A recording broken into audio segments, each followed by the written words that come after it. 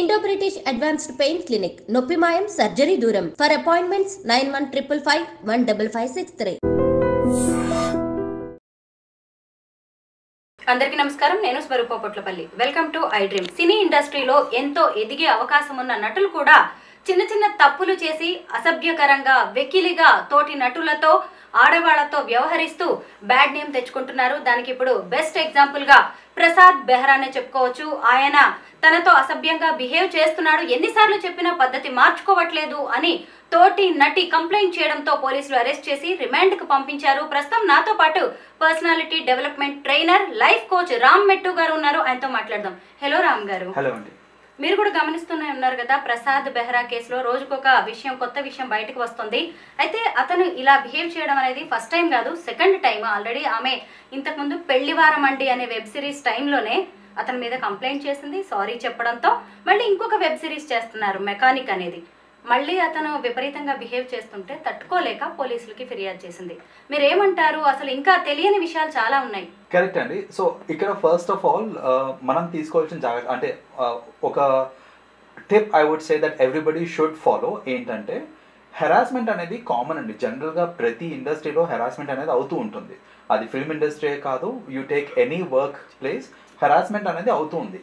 ఈ హెరాస్మెంట్ అవడానికి main reason ఏంటంటే ఆ authority or power that a person has, దాన్ని దృష్టిలో పెట్టుకొని ఒక పర్సన్ ఏంటంటే, నేను హెరాస్ చేసిన అవతల పడుంటారు, వాళ్ళకి రియాక్ట్ అయ్యి లేకపోతే వాళ్ళని రివోల్ట్ అయ్యే అంత సీన్ లేదు వాళ్ళకి అని మనకు అనిపించినప్పుడు ఖచ్చితంగా హెరాస్మెంట్కి అక్కడ స్కోప్ వస్తుందండి. ఈ కేసులో కూడా ఇప్పుడు మనం ప్రసాద్ని చూసుకుంటే కనుక స్టార్టింగ్ అంతా బాగానే ఉన్నాడు అతను, అంటే అతని కెరియర్ స్టార్టింగ్ అంతా బాగానే ఉన్నాడు. 2-3 హిట్లు వచ్చి ఈ వెబ్ సిరీస్లో కొంచెం హిట్ అయ్యి, ఆయన యాక్చువల్గా హీఈస్ అన్ యాక్టర్, అతను రైటింగ్ కూడా చేశాడు, డైరెక్టింగ్, అతను he's a multi talented person. So స్లోగా అతనికి గుర్తింపు వచ్చి మెల్లమెల్లగా అంటే అతనికి ఫేమ్ వచ్చిన తర్వాత అతనికి ఏంటంటే, ఓకే నాకు ఒక అథారిటేటివ్ పొజిషన్ వచ్చేసింది కాబట్టి నేను హెరాస్ చేసిన పక్కన వాళ్ళు పడుంటారు అనే ఒక మెంటల్ థాట్ ప్రాసెస్ వచ్చేసింది. సో ఈ అమ్మాయి ఎవరైతే కంప్లైంట్ చేశారో తెలియక ఈ అమ్మాయి చేసిన ఒక మిస్టేక్ ఏంటంటే, ఫస్ట్ ఆల్రెడీ తను ఇట్లా హెరాస్ చేస్తున్నాడు అనేసి వెళ్ళిపోయింది. లైక్ షూటింగ్ మధ్యలోంచి వెళ్ళిపోయి నేను ఇంకా రానని చెప్పింది. ఇతను ఏంటంటే, సరే ఇంకా షూటింగ్ మధ్యలో ఉంది కదా, ఈ సిరీస్ కంప్లీట్ చేయాలనేసి ఏదో రిక్వెస్ట్ చేసుకొని మళ్ళీ రమ్మనంటే షీ కేమ్ బ్యాక్. ఇక్కడ జరిగే మిస్టేక్ కాదండి. ఏంటంటే, ఒక్కసారి నన్ను ఎవరైనా హెరాస్ చేశారు అని అంటే, ఆ హెరాస్ చేసిన వాళ్ళ దగ్గరికి మళ్ళీ వాళ్ళు రిక్వెస్ట్ చేయడం వల్ల నేను వెళ్ళాను అని అనుకోండి, there is a lot of chance that మళ్ళీ హెరాస్మెంట్ అయ్యేదానికి స్కోప్ ఎక్కువ ఉంటుంది అన్నమాట. ఎందుకంటే వాళ్ళు ఏమనుకుంటారు, చూడు నేను ఆ అమ్మాయిని హెరాస్ చేశాను కానీ ఆ అమ్మాయి ఏం చేయలేకపోయింది, at the end of the day ఏం చేసింది, నేను ఏదో సారీ చెప్పాను, బుజ్జగించాను, ఆ అమ్మాయి వెనక్కి వచ్చేసింది. అంటే there is no legal action, ఆ అమ్మాయి వెనక్కి వచ్చేసింది అంటే it is okay to harasser అనే ఒక ఇండైరెక్ట్ మెసేజ్ తను పాస్ అయిపోయింది అనమాట అక్కడ. That is the reason. ఏమైందంటే, ఇప్పుడు రీసెంట్గా జరిగే ఇంకొక వెబ్ సిరీస్లో మళ్ళీ అతను హెరాస్ చేశాడు. ఈసారి ఇంకా ఇంటెన్స్గా, అంటే ఫస్ట్ టైం చేసిన దానికంటే కూడా second time it was very intense. ఎందుకంటే మొత్తం సెట్లో అందరి ముందు ఇన్అప్రాపరియేట్గా బ్యాక్ టచ్ చేశాడు అనేసి చెప్పారు. అండ్ ఇక్కడ ఇంకొకటి ఏంటంటే, అతను ఇన్అప్రాపరియేట్గా టచ్ చేయడం ఒక విషయం అయితే, అలా టచ్ చేసేసరికి ఈ చుట్టుపక్కల జనాలందరూ రియాక్ట్ అవ్వకుండా దాన్ని నవ్వారు. అక్కడ వాళ్ళందరూ చుట్టుపక్కల నవ్వేసరికి ఈ అమ్మాయి తీసుకోలేకపోయింది ఇంకా. ఎందుకంటే ఇట్స్ ఎ పబ్లిక్ ఎంబారస్మెంట్ అండి. ఎవరికి నచ్చదు పబ్లిక్ ఎంబారస్మెంట్ అనేది.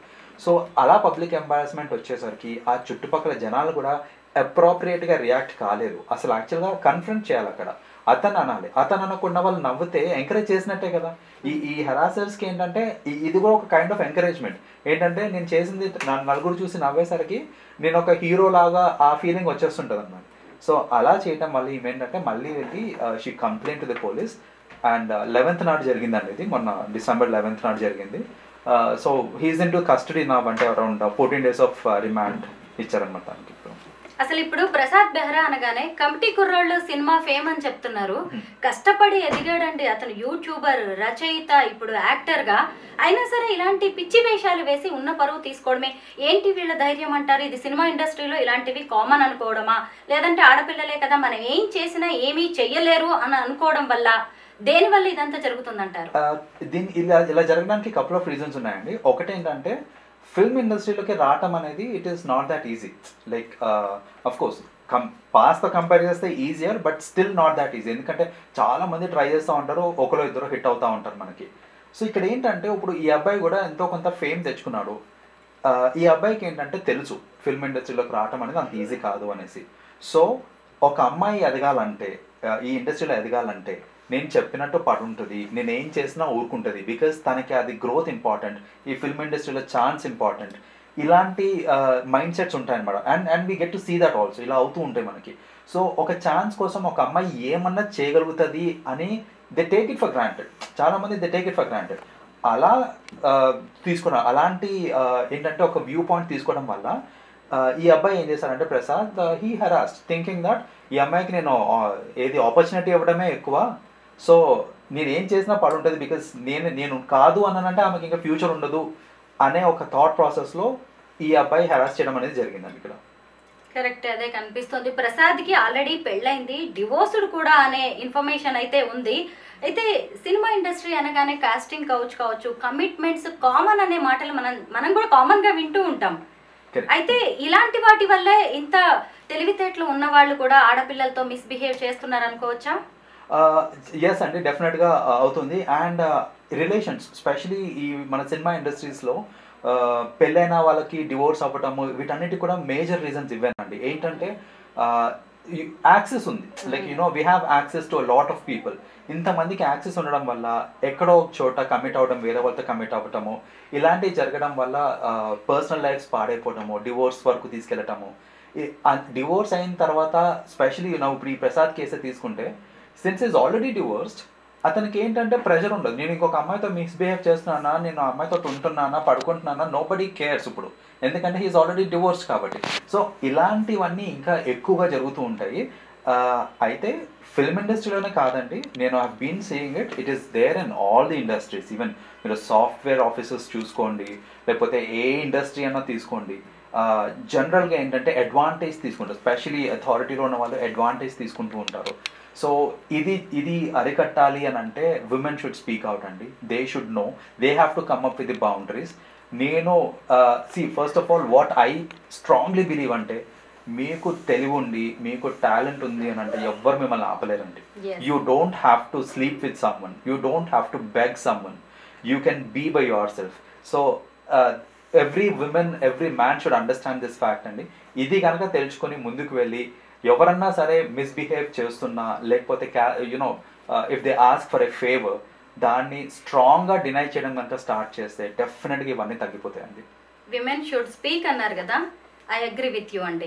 నిజంగా ఎప్పుడైతే ఆడపిల్లలు మాట్లాడడం అనేది మొదలవుతుందో, ఇలా కంప్లైంట్ చేయడం అనేది స్టార్ట్ అవుతుందో, మిగతా వాళ్ళకి భయం స్టార్ట్ అవుతుంది. మనం ఇక్కడ జానీ మాస్టర్ కేసును కూడా మాట్లాడుకోవచ్చు. ఎందుకంటే అతని దగ్గర ట్రైన్ అయిన ఒక చిన్న కొరియోగ్రాఫర్ని కూడా అతను హెరాస్ చేశాడని, అమ్మాయి ప్రూఫ్స్తో సహా క్యారవాన్లో కూడా నన్ను ఇలా చేశాడు, అలా చేశాడు, అక్కడ ఇది అని చెప్పేసి, అప్పటిదాకా వాళ్ళిద్దరికి క్లోజ్నెస్ ఉండొచ్చు. అమ్మాయి కూడా టైం కోసం వెయిట్ చేసింది, చూసారా చివరికి జైలు పాలు అవ్వాల్సి వచ్చింది.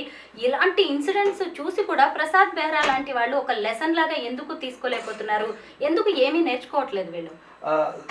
అంటే at the end of the day వాళ్ళు చూసేది ఏంటంటే, ఇప్పుడు ఈ అబ్బాయికి 14 days ఆఫ్ రిమాండ్ వచ్చిందండి. అంటే ఏంటి, నేను చేయాల్సింది చేశాను, 14 daysలో బయటపడుతున్నాను నేను. ఇంతవరకే ఆలోచిస్తున్నారు. కానీ అంటే నాకు 14 days రిమాండ్ ఉంటుందే కానీ వాళ్ళకి జరిగే ఇమేజ్ డ్యామేజ్ గురించి, వాళ్ళ ఫ్యూచర్ పర్స్పెక్టివ్స్ గురించి ఇవన్నీ ఆలోచించకపోవడం అనేది ఇట్స్ మెయిన్ రీజన్ అండి. అండ్ ఇంకొకటి ఏంటంటే, విమెన్ కన్ఫ్రంటేషన్ అనేది జరగకపోవడం అనేది it's is one major reason అనమాట.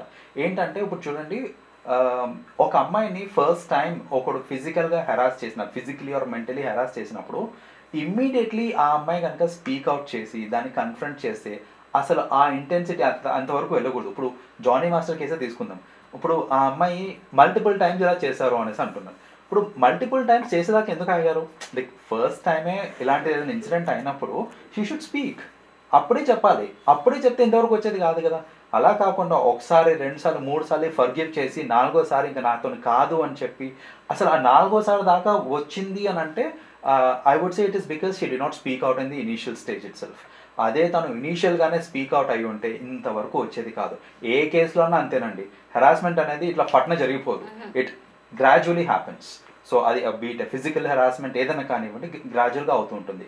ఇనీషియల్ స్టేజ్లోనే మీరు దాన్ని కట్ చేశారు అని అంటే కనుక ఇంతవరకు ఈ పరిస్థితులు అనేవి రావు జనరల్గా. అంటే కెరీర్ అవకాశాలు అనేది చాలా అవసరం కదండి.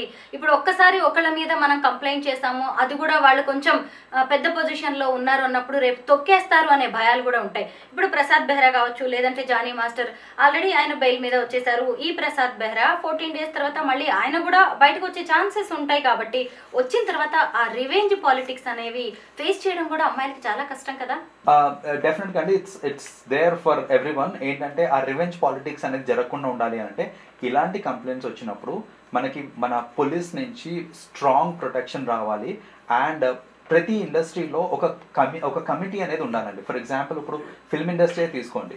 ఇప్పుడు ఈ అమ్మాయి ఇంత టాలెంటెడ్, సపోజ్ ఈ అమ్మాయి చాలా టాలెంటెడ్, ఈ అమ్మాయి 2-3 వెబ్ సిరీస్లు చేసింది, రేపు పొద్దున సడన్లీ ఆ అమ్మాయికి ఆఫర్స్ రావట్లేదు అని అంటే కారణాలు ఏంటి అనేది even they have to understand. ఇప్పుడు నాకే కనుక అలా ఇంకా ఆఫర్స్ రాకుండా చేస్తున్నారు అని అంటే డెఫినెట్గా there should be a committee which should work on it. ఇలాంటివి జరగకుండా చూడాలి. అలా కాకుండా వదిలేశారనుకోండి, గాలికి వదిలేశారంటే డెఫినెట్గా మీరు అన్నట్టు ఈ రివెంజ్ పాలిటిక్స్ అనేది ఎక్కువైపోతుంటాయి. ఈ రివెంజ్ పాలిటిక్స్ వచ్చేసరికి ఏమవుతుందంటే ఎవరన్నా నోరు విప్పడానికి భయపడతారు. రేపు పొద్దున నేను ఎవరైనా కంప్లైంట్ చేశాను అని అంటే ఇంకా నా కెరీర్ ఇక్కడికి అయిపోతుంది, నాకు ఫ్యూచర్ ఉండదు. ఈ భయాల వల్ల చాలామంది స్పీక్అవుట్ చేయరు. రెండో భయం ఏంటంటే చాలామంది ఏంటంటే దీన్ని నామోషిగా అనుకుంటారండి. సో ఇప్పుడు ఒక పర్సన్ వచ్చి ఇన్అప్రాపరేట్గా నన్ను టచ్ చేశాడు అని చెప్పినప్పుడు నలుగురు ముందు నా పరువు పోతుందేమో అని అనుకుంటారు. నీ పరువు ఎందుకు పోతుంది? టచ్ చేసినట్టు పరువు పోతుంది. సో కానీ అమ్మాయిలందరూ ఏంటంటే మనకు అవసరమా, వాళ్ళ పేరెంట్స్ కూడా మనకు అవసరమా, ఎందుకు ఇదంతా వదిలేసే, ఇక్కడికి అయిపోయింది ఏదో అయిపోయింది, ఇంకడికి వదిలేసే, పోలీస్ కేసులు వద్దు. చాలా మటుకండి ఇప్పుడు రేప్ కేసెస్ ఇన్ని అవుతున్నాయి, ఇన్ని చూస్తున్నాం మనము. పోలీస్ స్టేషన్ దాకా వచ్చే రేప్ కేసెస్ నాకు తెలిసి హార్డ్లీ 10-15% మిగతా 85%, 90% cases rapes will not come to the police station just because of humiliation. ఏంటంటే నేను కేసు పెడితే నా పరువు పోతుందేమో సొసైటీలో, నలుగురు ముందు నేను అల్లరి పాలవుతానేమో, ఇలా అనుకొని చాలామంది కేసెస్ పెట్టకపోవడం వల్ల ఇవి ఇంకా విచ్చలవిడిగా అయిపోతూ ఉన్నాయి. అలా కాకుండా దే హ్యావ్ టు అండర్స్టాండ్ వాళ్ళ పరువేం పోదు అక్కడ. So and it is your sowing a strength. అంటే నేను అందరి ముందు బలంగా నిలబడి నేను మాట్లాడగలుగుతున్నాననే స్ట్రాంగ్ విమెన్ అనేసి ఒక projection. You're kind of showing that you're an inspiration to the women.